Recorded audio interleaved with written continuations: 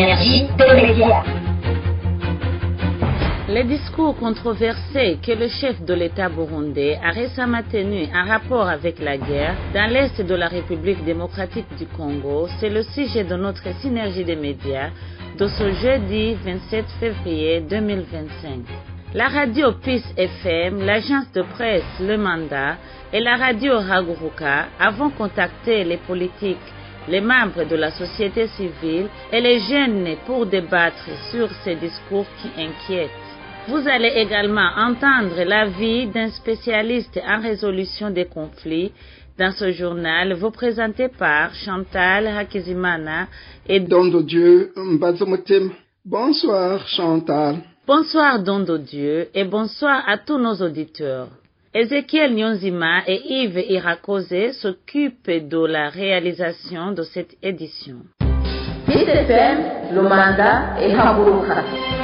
Avant de parler des récents discours d'Évariste Ndayishimiye évoquant les fouilles, perquisitions et les arrestations qui s'opèrent régulièrement ces derniers jours dans le pays, principalement à mairie de Bujumbura. Ces opérations de la police ont pris de l'ampleur, surtout après le discours d'alerte du chef de l'État et l'afflux des Congolais qui fuient les combats à l'est de leur pays. Les étrangers sont parmi les plus visés dans des arrestations jugées arbitraires par certains, comme nous le rapporte Ninette Nancy Mouton. La peur est omniprésente au sein des étudiants congolais et les membres de la communauté Banyamulenge vivant à Bujumbura, la capitale économique du Burundi. Les arrestations survenues surtout le samedi 15 février 2025 ont créé un sentiment d'insécurité pour eux. Plusieurs étudiants congolais ont été appréhendés sans explication claire, laissant leurs confrères inquiets pour leur sécurité. Les étudiants congolais qui sont sur le sol burundais disent que c'est apprécié d'entendre que leurs amis ont été arrêtés puis embarqués dans des fourgons afin qu'ils soient renvoyés dans leur pays, la République démocratique du Congo, alors que la guerre fait rage surtout dans les provinces du Nord et du Sud Kivu situées dans l'Est de son pays. Au cours de cette vague d'arrestations, certaines personnes visées ont été arrêtées alors qu'elles étaient en ordre. Par exemple, un étudiant du Nord-Sud, comme le témoignent ses camarades à l'université Lumière de Bujumbura, l'une des plus anciennes universités privées qui accueille des étudiants originaires des pays voisins de le Rwanda et la République démocratique du Congo, a été arrêté au moment où il se rendait à son établissement. Il avait sa carte d'étudiant et des documents de migration en règle. Les agents de sécurité ne lui ont donné aucune explication avant de l'embarquer. Et heureusement que le même jour, Aristide a été libéré. Après sa libération, Aristide a déclaré à ses collègues que c'était choquant de voir ce qui s'était produit. Toutes les personnes arrêtées avec lui avaient essayé de s'expliquer, mais personne ne voulait les écouter. Cette situation les laisse très inquiets pour leur sécurité. En second cas, un membre de la communauté de Banyamulenge qui sous couvert d'anonymat a confié à notre synergie que les Banyamulenge sont arrêtés parce qu'ils sont Tutsis et sont accusés d'être des rebelles du M23. Ils sont également soupçonnés d'être des espions du Rwanda selon notre source.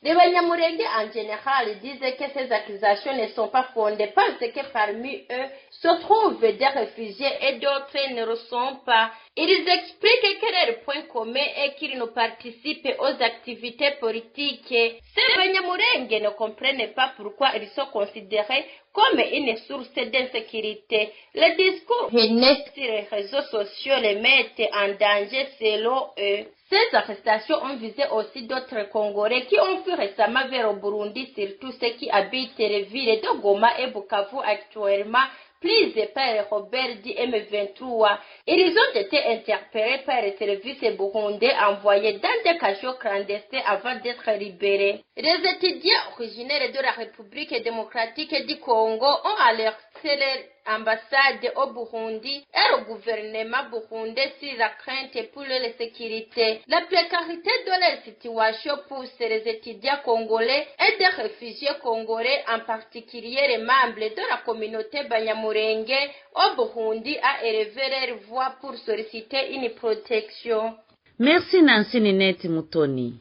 Le ministre de l'Intérieur, du Développement communautaire et de la Sécurité publique, Martin Terese, a indiqué que cela faisait partie du contrôle de routine des étrangers en situation irrégulière dans le pays. Nous avons demandé au président du parti Codebu, Kefani Bizi, ce qu'il pensait de ces arrestations qui sont devenues fréquentes ces derniers jours dans le pays. Concernant les faits et perquisitions qui s'observent ici et là, notamment pour les étrangers, Banyamulenge, Congolais et autres, il faut signaler que les faits et perquisitions sont une activité ordinaire pour les agents de sécurité ou de justice, et les faits et perquisitions sont régis par des lois au Burundi. Donc, nous inviterions que ceux qui font ces fouilles, notamment pendant ces périodes de haute tension, le fassent d'une façon professionnelle, dans le respect de la loi et dans la sérénité, afin d'éviter d'autres préjugés. Mais aussi, ceux qui pour eux ont fait cette perquisition devraient toujours observer que la loi est respectée. Au cas contraire, ils devraient saisir les instances habilitées en fait de redresser la situation. Et s'il advenait qu'il y a des indices, des infractions qui sont recherchées, il faut que les présumés coupables soient présentés devant un magistrat compétent et qu'ils soient détenus dans des lieux sûrs et connus au cas échéant ou relâchés, et s'ils doivent être transférés, toutes ces activités devraient suivre les procédures légales. C'était Kefa Nivizi, président du Conseil pour le développement durable au Burundi, Codebu en sigle. Dans un instant, nous évoquons les récents discours du président de la République du Burundi. Le mandat est Haburuka.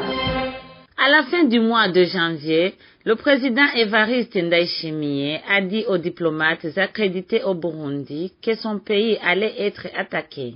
Des propos qu'il a repris lors de sa descente dans la province Kirundo, frontalière avec le Rwanda. Robert Mugabo nous en dit plus.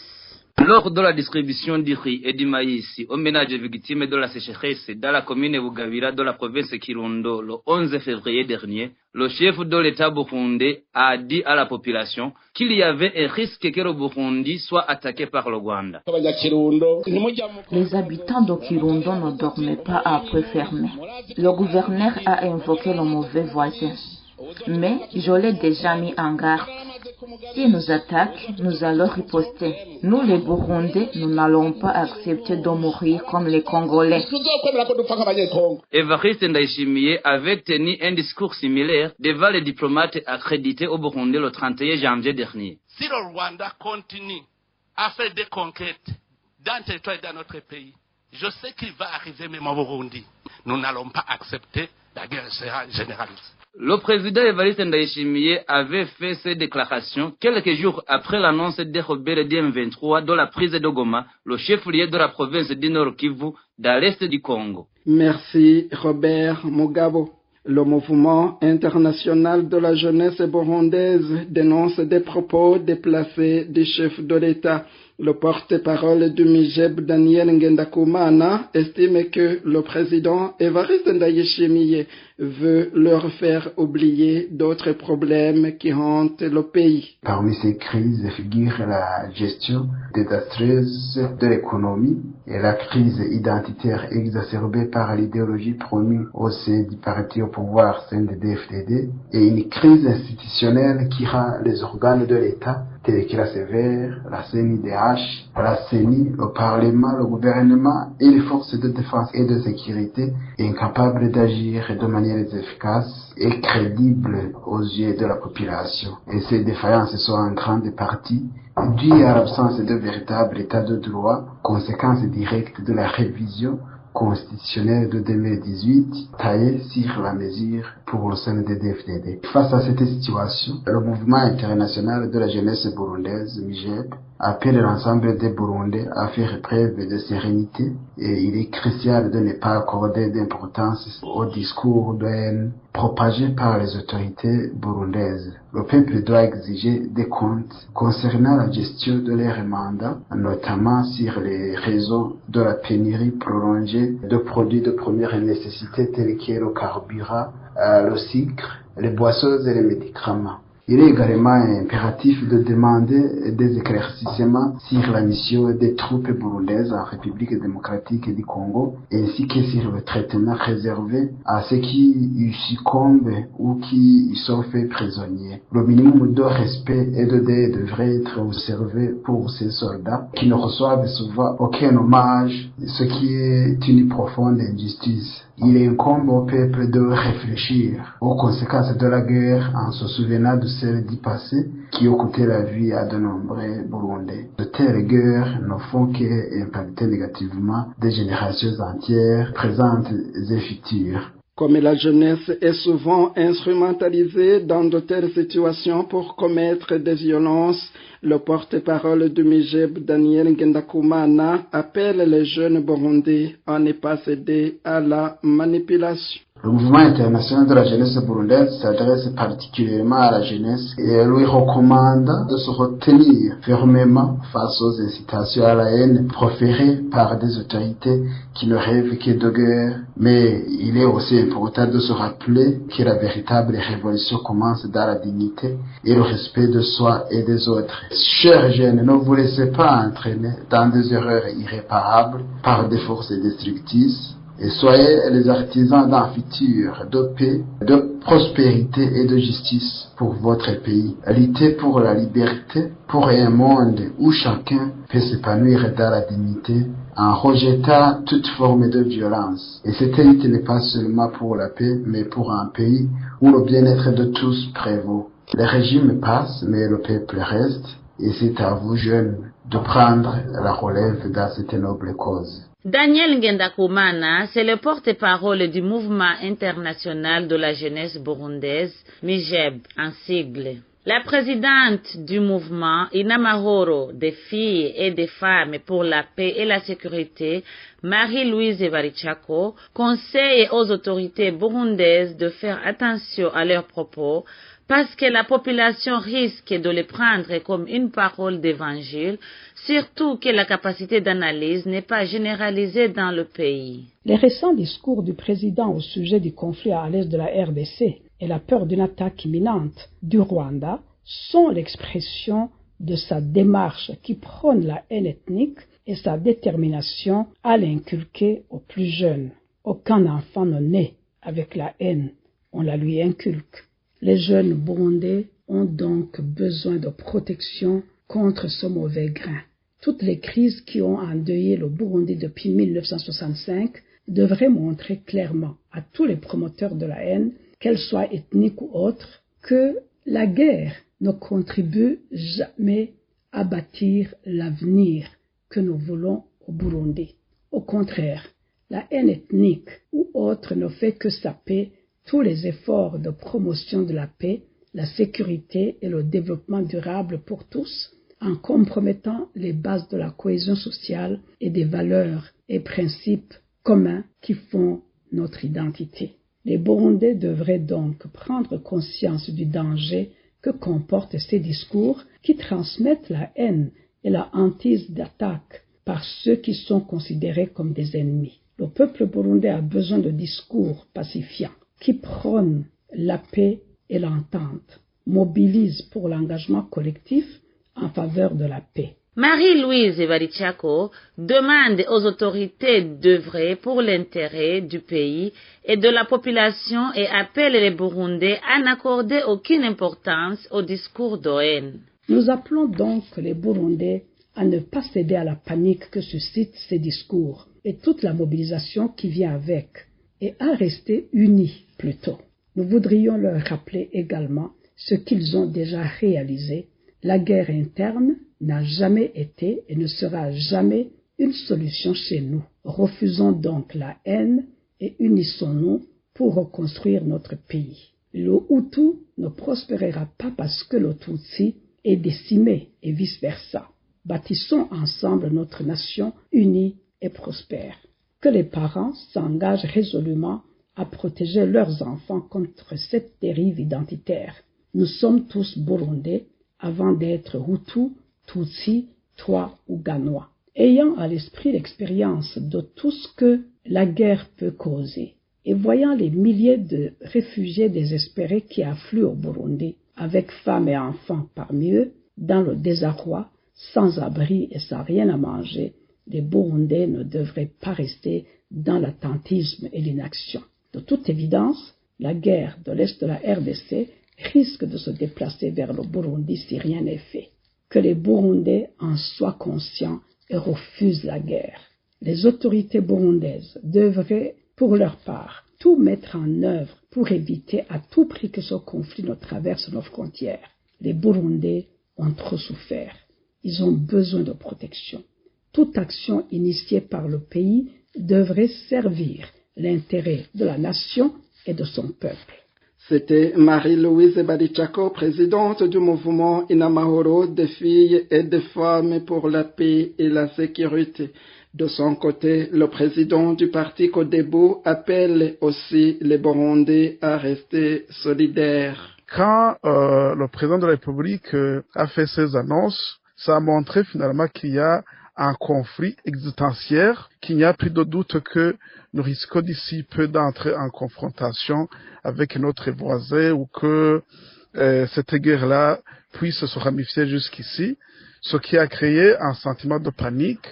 Et vous savez que la sous-région est menacée par les crises communautaires. Cela ne pouvait pas manquer aussi chez nous dans les pensées des uns et des autres qui ont commencé à vouloir raviver ces crises ethniques du passé, notamment dans la communication. Donc pour nous, à ce propos, nous pensons que, comme Son Excellence, Monsieur le Président de la République du Burundi, est une autorité plus haut placée, qui est chargée d'arbitrage de tous les organes de l'État, voire même de redresser certains manquements qui pourraient se soulever. Nous estimons que d'autres déclarations auraient dû être faites par ces services de communication ou les services techniques chargés de la sécurité, afin que le président de la République puisse intervenir en dernier lieu, soit pour tranquilliser la population ou pour redresser certaines communications qui auraient été mal faites. Bon, dans tout cela, nous invitons la population à rester toujours sereine et de suivre de près ces informations, et tout simplement en sauvegardant la cohésion et l'unité dans la ligne droite de la charte de l'unité nationale, des accords d'Arusha pour la paix et la réconciliation, en restant toujours unis et qu'elle puisse affronter les défis extérieurs et intérieurs dans l'unité afin d'éviter l'embrasement. Vous suivez la synergie des médias PIS FM, Le Mandat et Haguruka. Nous nous focalisons sur les récents discours du président Évariste Ndayishimiye en rapport avec la guerre qui fait rage dans l'Est de la République démocratique du Congo. Dans un instant, nous allons entendre l'analyse des experts. PIS FM, Le Mandat et Haguruka.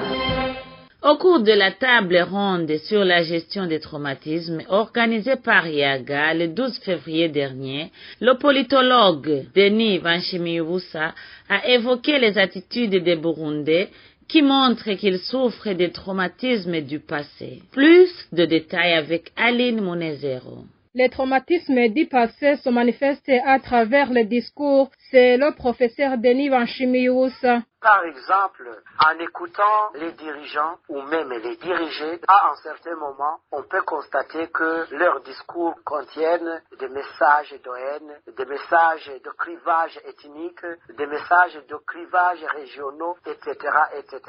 Ça, c'est une caractéristique indéniable d'un traumatisme du passé qui n'a pas été efficacement géré. Le politologue cite un autre signe de traumatisme du passé. Lorsque éclate une crise purement politique qui n'est pas correctement gérée. Les gestionnaires du pays ou alors les gestionnaires de cette crise s'en remettent au discours ou au mécanisme identitaire pour essayer de mobiliser les soutiens contre ceux qu'ils nomment leurs ennemis. Alors que la crise ou alors le problème était purement politique, il est détourné et devient un problème identitaire. C'est le professeur Denis Banshimiusa. L'attribution des postes au Burundi cache aussi des traumatismes du passé. C'est par exemple au moment de l'attribution des fonctions au haut niveau étatique où certains dirigeants préfèrent un clientélisme, un népotisme,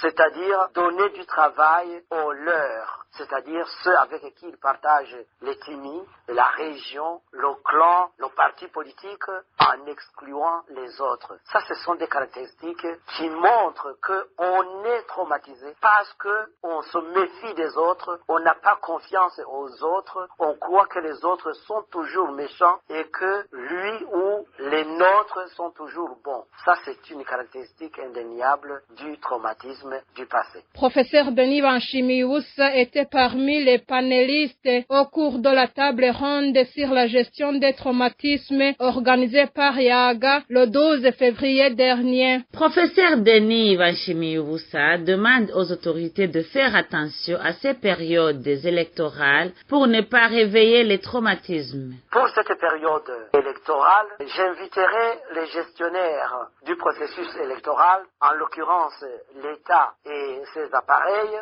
l'organe de gestion des élections, je nomme là la CENI et ses démembrements au niveau provincial et communal, ainsi que les leaders des partis politiques en même temps que leurs adhérents, à faire beaucoup attention pour ne pas tomber dans les pièges de l'éthinisme, du régionalisme ou du clanisme, parce que si les élections, si le processus électoral est basé sur des caractéristiques identitaires, sur des visées identitaires, eh bien, les élections vont être des moments de perpétuation. Les élections vont perpétuer ou reconvertir les traumatismes du passé au lieu de se présenter comme des moments pacifiques d'accès au pouvoir. Vous pouvez également retrouver ce journal de la synergie des médias sur nos différentes plateformes sur YouTube, Facebook et X. Pour clore cette édition, nous avons parlé au spécialiste en résolution des conflits, Nestor Vidada-Nore. Nous lui avons d'abord demandé son interprétation des récentes déclarations du président Évariste Ndayishimiye.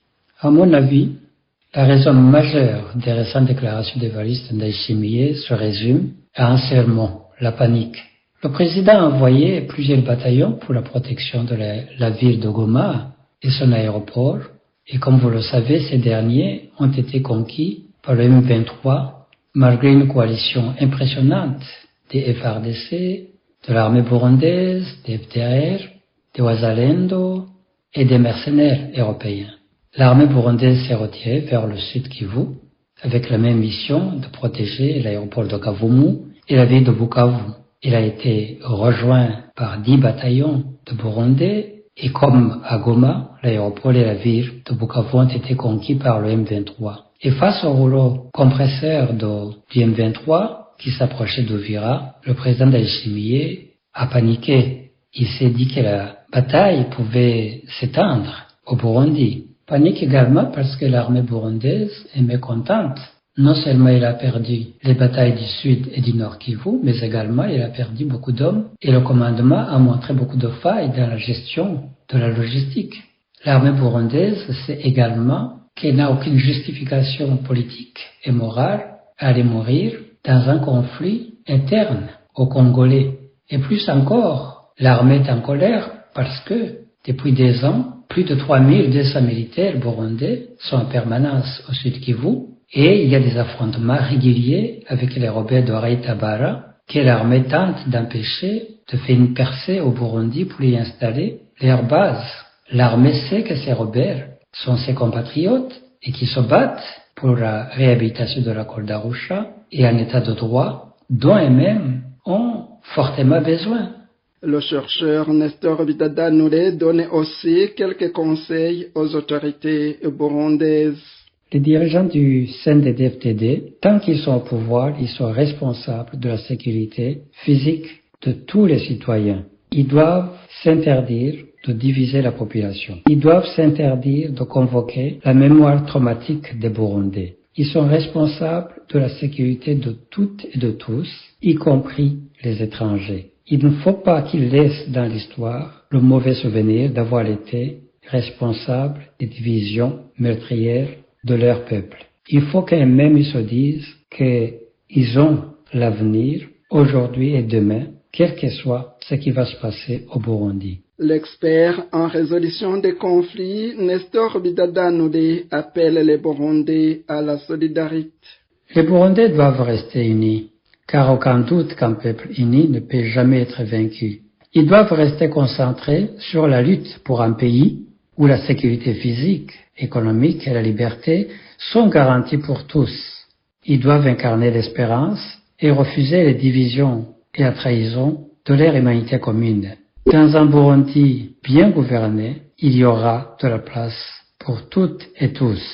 Voilà, c'est ainsi que s'achève notre édition de la Synergie des médias du 27 février 2025.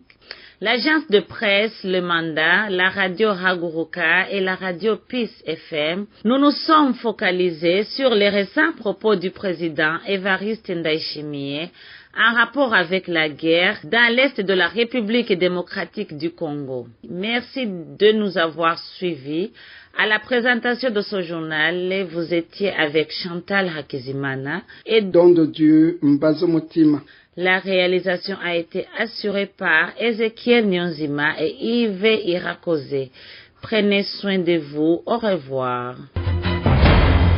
C'était le journal en français de la Synergie des médias.